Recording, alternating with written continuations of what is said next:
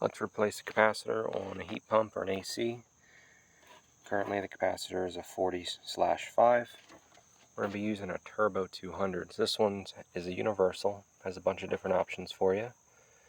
We need to make it to be 40 and then we need a 5. The 25 to the 10, that's going to give us 35, and then we need to add an additional 5. So we use the 5 side that says 4, since we also need a 5 for our condenser fan. Got everything jumped out. Got a sec to microfarads. We're at 41, so that's really close. We're within tolerance. You're going to make sure your power's off, or you pull the disconnect completely out.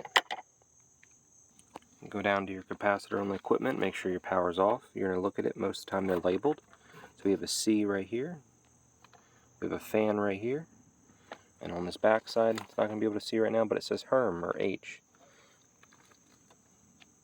And that's for the compressor. You're going to want to discharge the capacitor before you mess with it. You want to make sure the power is off.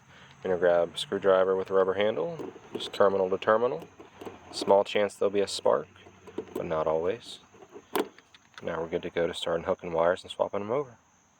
Got the new capacitor wired up, and just like I said before, on the round most of the old ones, so right there's that HERM terminal. So usually your common has the most, so there you see how this has 4 terminals on it, that's usually your common.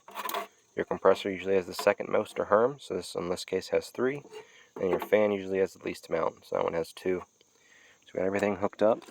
I was able to reuse my bracket because it pretty much has a bunch of holes in it. If not, it comes with this zip tie with the self-tapper, and you just zip tie it around the capacitor and strap it in. If you're uncomfortable with that, you can get some like plumber strap, some metal strap, some plastic strap, anything to hold it in place just so it doesn't move around too much. And grab your disconnect or turn your breaker back on, and then we'll give it a test.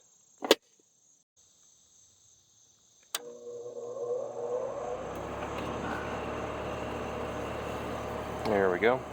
Since I have the multimeter to do so, and I have this soft start installed, I just want to make sure that was working on startup again. So that pulled 17 amps on startup instead of the original system usually pulled around 60 or so.